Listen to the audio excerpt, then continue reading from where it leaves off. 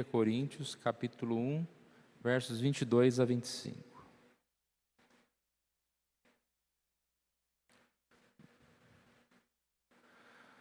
Porque tanto os judeus pedem sinais, como os gregos buscam sabedoria.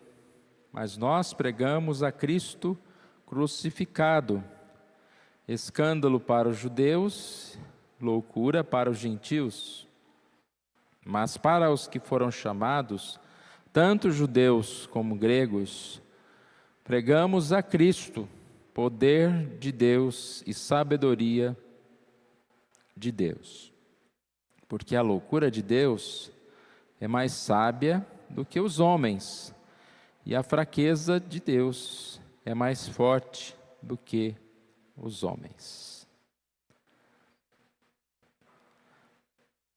Dentro do nosso tema, que é luz para os povos, nós queremos perceber desse texto um grande incentivo a pregarmos a mensagem da cruz, a mensagem da verdade. O Evangelho, ele não precisa de uma outra coisa para que ele se torne eficaz, a não ser a palavra da verdade. Nosso devocional aqui a gente colocou que um homem criou uma frase, um homem que era proprietário de uma loja de departamentos. A frase é: o cliente sempre tem razão. E essa frase, em algum tipo de aspecto, tem sentido na questão do comércio, né?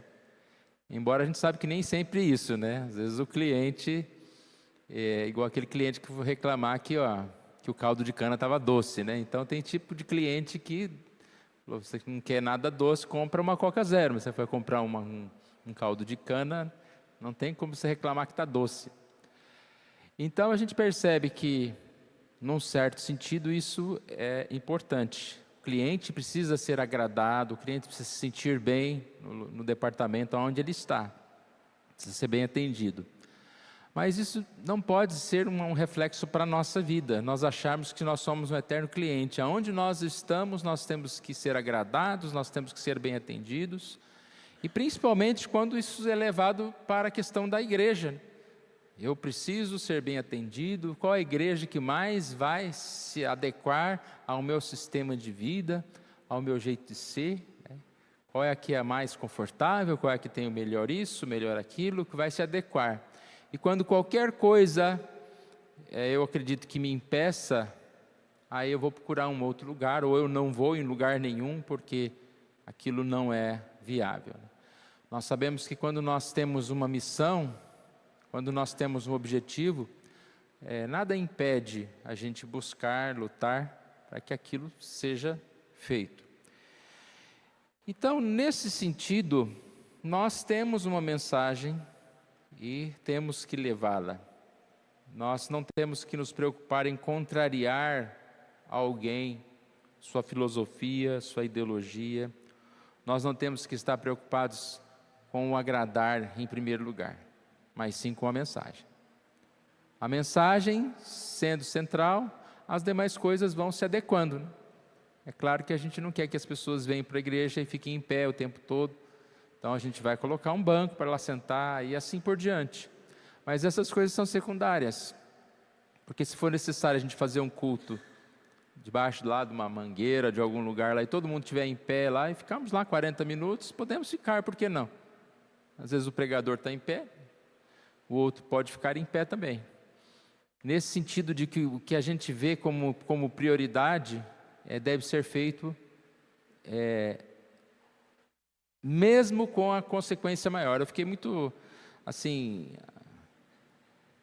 impressionado com uma história que eu ouvi de um caminhoneiro, que o caminhoneiro ele não podia parar o seu trabalho porque é o sustento da casa dele.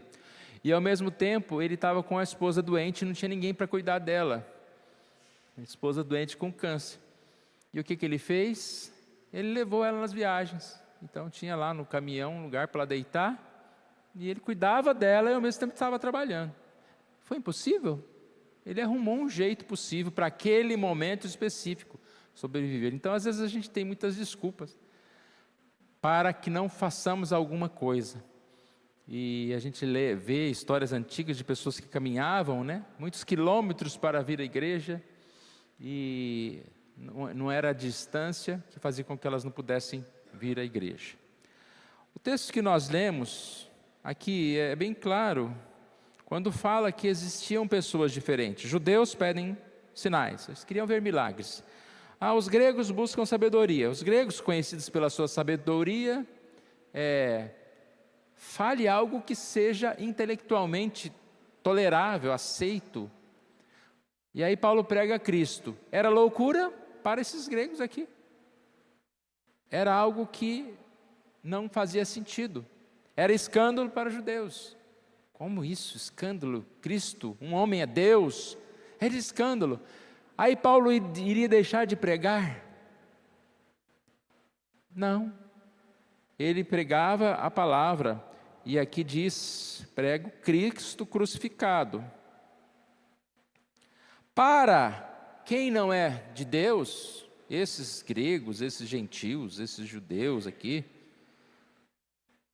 para eles é loucura, para eles é escândalo, mas para aqueles que foram chamados, seja grego, seja judeu, seja gentil, é poder de Deus e sabedoria de Deus. Então nós pregamos a mensagem para os que foram chamados, e esses, quando ouvirem essa mensagem, para eles vai soar como loucura, vai soar como algo que esteja fora? Não, vai soar como sabedoria, vai ser a salvação. A fé vem pelo ouvir, vai despertar a fé. Então é um tema muito comum que nós vamos, durante o ano, né, falar sobre essa questão da luz para os povos, no sentido de nós termos como principal objetivo a mensagem do Evangelho. Eu creio que quantas vezes a gente vai convidar alguém para a igreja, a gente às vezes fala, a igreja é perto, a gente começa a arrumar argumentos para que aquela pessoa se convença. Não, lá é agradável, o pastor até que é mais ou menos, ou não sei o que, tá.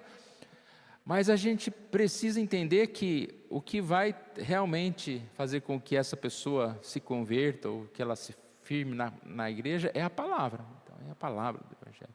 E você já pode pregar essa palavra para a pessoa. Falar sobre Jesus Cristo, que morreu pelos seus pecados, né? Você pode evangelizar essa pessoa, e o convite à igreja é uma segunda parte, ou mesmo se você convidar a igreja, você sempre frisa que você vai lá para ouvir a palavra de Deus, né? Não é porque é uma igreja agradável, porque é uma igreja boa, porque é uma igreja que não tem isso, que não tem aquilo, mas porque ela leva a mensagem do Evangelho. E aí nós percebemos na nossa devocional exatamente isso. A mensagem da cruz é poderosa mais do que qualquer outra coisa.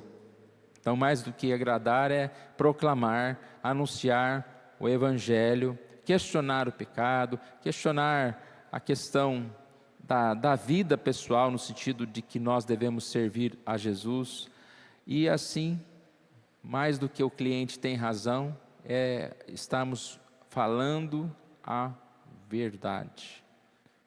A Bíblia é o nosso manual de vida, e nós não devemos tentar adequá-la aos nossos ensinamentos, né, ao que nós pensamos, mas falá-la com toda a verdade. A Bíblia não pode ser diluída, né, no sentido de tentar fazê-la mais atraente para as pessoas, mas nós devemos pregar esse Evangelho puro e verdadeiro, que é a palavra de Deus. Então, que nós possamos pensar nisso, nessa tarefa que nós temos como igreja, que estamos completando 40 anos nesse dia, que nós sempre tenhamos esse objetivo principal, né, de anunciar às pessoas o Evangelho, a verdade de Deus. Vamos fazer mais uma oração? Obrigado, Senhor, nós te louvamos por esse momento especial que ouvimos a Tua Palavra, e pedimos que o Senhor Deus venha nos abençoar, para que nós tenhamos sempre condição de vivermos e também de praticar, de anunciar o Teu Evangelho. Obrigado por nos lembrar, ó Deus, que a Tua Palavra, ela é poder, ela tem condições de mudar vidas, de alterar situações. A fé, ó Pai, vem por essa palavra, e que nós possamos sempre ouvi-la, buscá-la como o principal objetivo para as nossas vidas, para o nosso sustento, para a nossa edificação, e também, ó Deus, para anunciá-la tanto aos nossos amigos, familiares, aos irmãos que nós convivemos, mas principalmente anunciá-la ao mundo perdido, àqueles que se encontram distantes. Pai amado, obrigado, Senhor, por essa devocional, por esse momento aqui que nós temos nesta manhã. Oramos em nome de Jesus. Amém.